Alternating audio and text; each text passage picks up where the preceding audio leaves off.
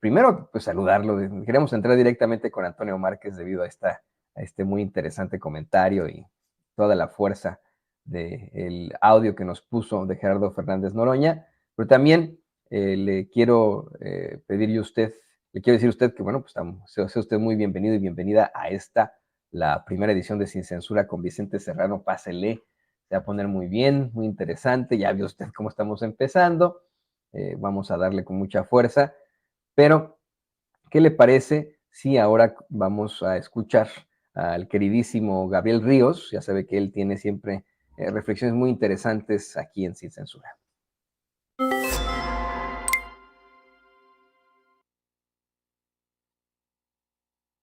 Hola, amigues de Sin Censura.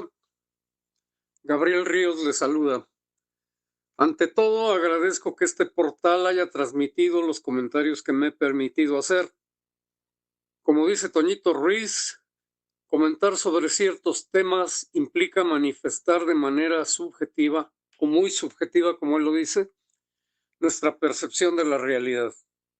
Pero tiene el aspecto bondadoso de que refleja la libertad que hay para manifestar esa percepción. Después de leer las opiniones de muchas personas extranjeras, quedan fuertemente contrastadas dos cosas. La primera cosa es que la gente derechista, reaccionaria, oligárquica, aspiracionista, facha, fifí o cualquier otro calificativo que se use para identificarla, tiene dos faros de luz para orientarse. Uno de ellos es los Estados Unidos y el otro la Europa occidental.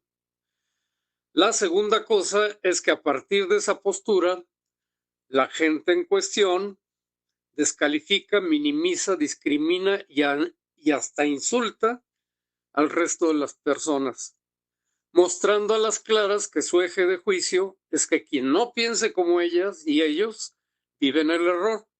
Es decir, no aceptan ese sano margen de duda que aporta la libertad de expresión.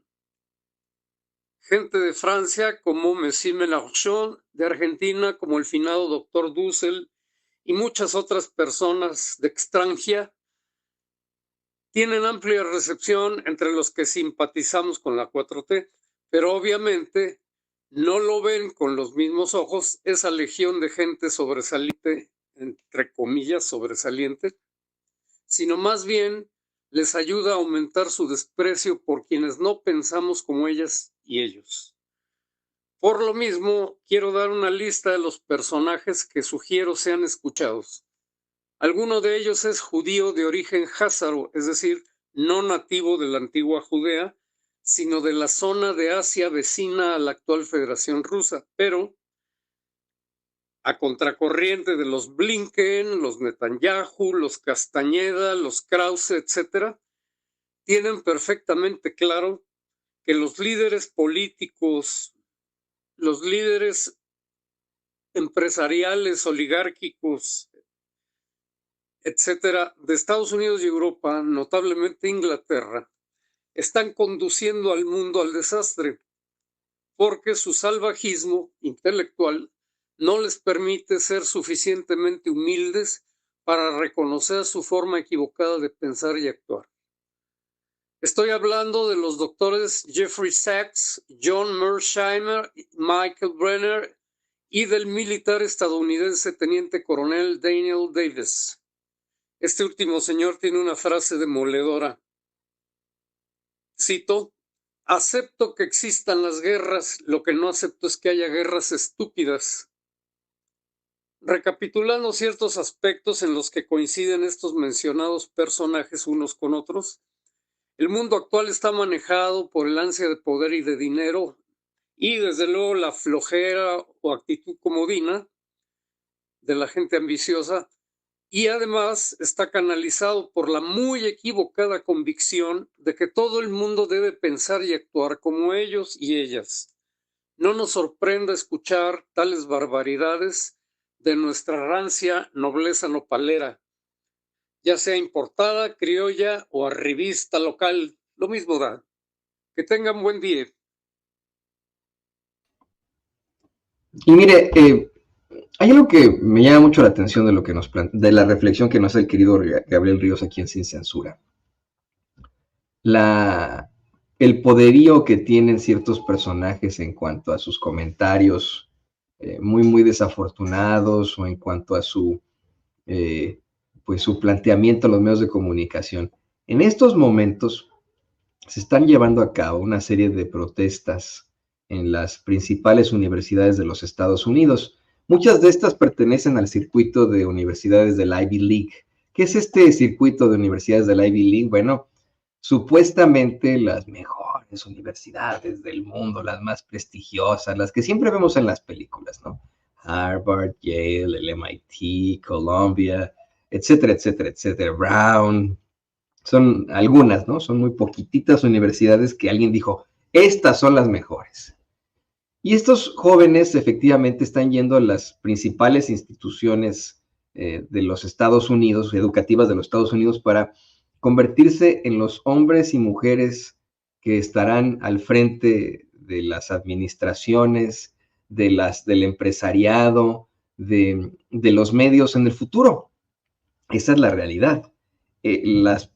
Aquellos que van a estas escuelas, pues efectivamente debido a su prestigio, lo que usted quiera, luego encuentran trabajo acá en Estados Unidos, y no cualquier trabajo, los ponen siempre en el pináculo de los mejores puestos, y etcétera.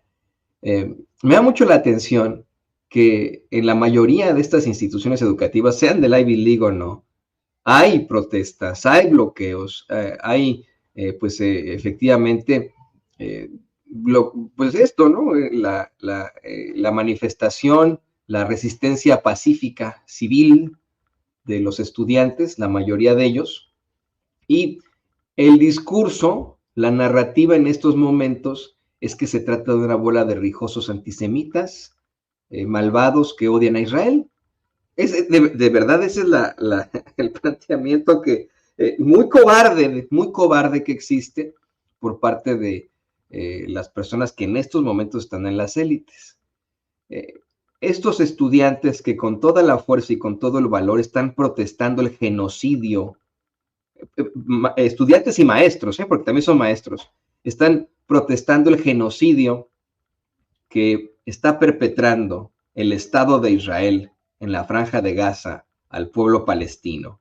Genocidio que en gran medida está siendo financiado con nuestros impuestos, los impuestos que pagamos aquí en Estados Unidos, seamos ciudadanos residentes o no, todos pagan impuestos aquí en Estados Unidos, se lo repito hasta el cansancio.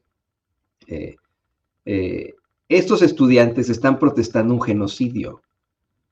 La protesta de estos jóvenes y estos maestros es sumamente legítima, fuerte y legítima. Yo le digo a usted, estos jóvenes que usted ve en pantalla son el futuro de los Estados Unidos. Aún así, en las redes sociales, en los medios de comunicación, estos personajes que se identifican siempre como pues pro-Israel y que tienen el control precisamente de esos medios de comunicación corporativos, que tienen el control del empresariado, que tienen mucha fuerza en la política estadounidense debido a la nota que invierte el Estado de Israel en las campañas de tantos políticos. Acá en Estados Unidos se vale ese cabildeo, se vale que pues financien, bueno, y obviamente ahí los pueden tener agarrados de los huevos, porque esa es la palabra, agarrados de los huevos a los políticos, pues provoca que salgan a decir que estos jóvenes son antisemitas, cuando miles de ellos son judíos.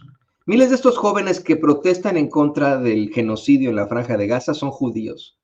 Y así lo han dicho, lo expresan, pero eso lo ignoran estos sujetos que detentan el poderío en las élites. Eso lo omiten. Muchos de ellos son judíos que también están en contra de ese genocidio en la Franja de Gaza al pueblo palestino. Esa es la realidad, les guste o no. Y de lo que no se dan cuenta estos que los atacan en las redes sociales, que les llaman rijosos, que les llaman terroristas, que les llaman antisemitas de la forma más cobarde. De lo que no se han dado cuenta es que estos jóvenes, así los corran de estas universidades, estos jóvenes son el futuro. Y pues como lo han planteado tantas personas en estos momentos en la narrativa social, citando a Cicerón, aquel que no conoce su historia está condenado a repetirla. A esa, la gran maestra de la vida, la historia. Esto simple y sencillamente recuerda las protestas a finales de los 60 y durante los 70 en contra de la guerra de Vietnam. ¿Quiénes protestaron la guerra de Vietnam? Hoy detentan los principales puestos en la política, en el empresariado, en las administraciones, en los medios de comunicación. Este es el cambio absoluto de un paradigma. Y estos jóvenes, síganlos condenando, satanizando, pero esos jóvenes son el futuro de Estados Unidos, que hoy se une a ese genocidio. Esos jóvenes son el futuro de la política. Esos jóvenes son los que van a estar en unos años detentando el poder, les guste o no les guste. Pues están, mire, a mí más bien lo que me parece es que hay un temor absoluto de esas élites a pues enfrentar la realidad, a enfrentar lo que verdaderamente está pasando. Qué bueno que podemos platicar de esto cuando nos surgieron los temas y estas reflexiones, el queridísimo Gabriel Ríos. Vamos a pues seguir estando del lado correcto de la historia. ¿Cuál es el lado correcto de la historia? Bueno, pues denunciar ese asesinato sistemático de niños y niñas, de mujeres embarazadas, de adultos mayores, o de, mire, adultos como usted y como yo, civiles, inocentes, pues es la palabra que ni la debían ni la temían, y a quienes les destruyeron sus casas, sus vidas, sus cuerpos, en medio de un horrendo genocidio. A eso hay que ponernos como humanidad. La historia los juzgará.